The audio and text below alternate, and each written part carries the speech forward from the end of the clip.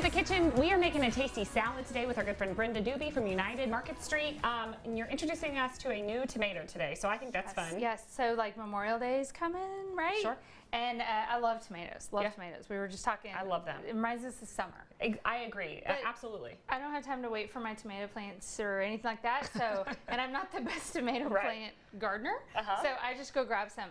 These are a new variety. They're called Tasty Lees. Okay. So they're very sweet. They hang out on the shelf nicely. Okay. Here's the thing about tomatoes. You do not want to refrigerate them. Right. I'm going to try a little bite if that's okay. Yes, please. You let me know. So when you refrigerate them, they get kind of mealy, that texture that people don't like on there. That's delicious. That's a great tomato.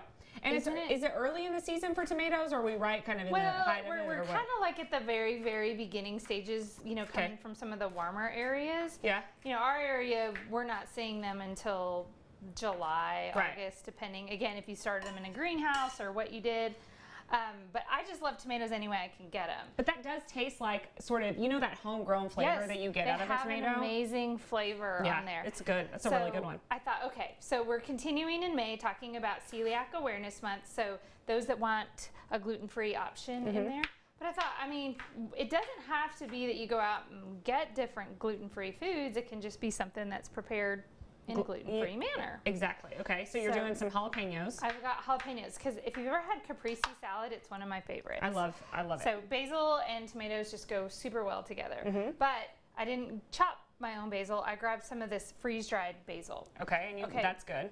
So yeah, if you're gonna use about a 4th cup if you chop it yourself fresh, or about 2 tablespoons of some of the freeze-dried. Okay. The reason I like it is it'll last me for a while. Okay. So and we're gonna go ahead and let this marinate for a little bit. At home, you're gonna do that. Sure. So a little olive oil. 1/3 cup.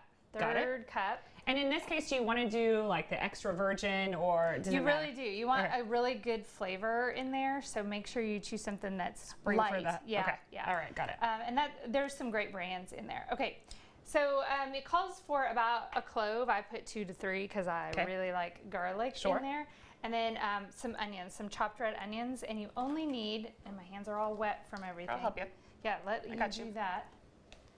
We are going to put, you know, a lot of times with this, you'll put just a little bit of sugar to counter the acidity of the tomatoes. Okay. I used honey this time. This is the raw unfiltered honey.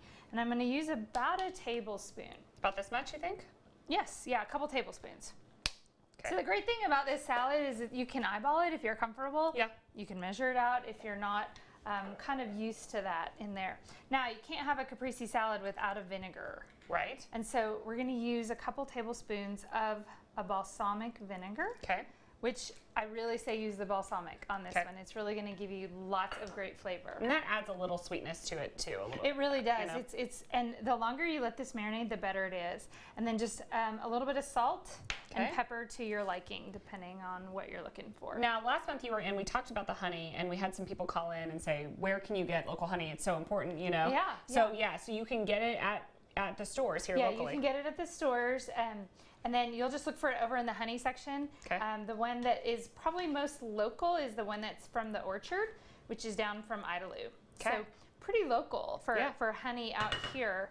And the great thing about it is the bees go and they're on the cotton farms or they're wherever the local farms are. Okay, so let's pretend that sat overnight. Okay. Now I'm chopping up mozzarella. Okay.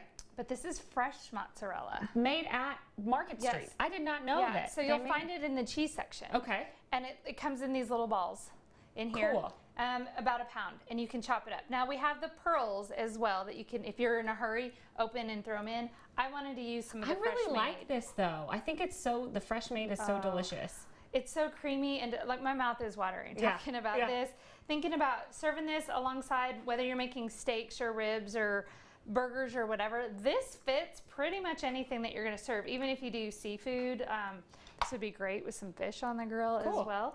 So, and you can do it ahead of time, let it sit, and then serve it up and toss it all together. But again, you want to make sure that you don't let the cheese, you're adding the cheese later. Yeah, I add it at the end just to keep the texture good, and some people may or may not like as much vinegar in there. So normally with this, you would lay it out in nice little, you know, slices. I'm just tossing it all together and make it easy. And you could chop those tomatoes even to smaller pieces if you wanted, and use it as a topping, a little bit of pasta if you wanted to, and then top it with some grilled chicken. That's a different meal. So this is very, very versatile. I love that. Okay, well, we will finish this up when we come back. Don't go anywhere.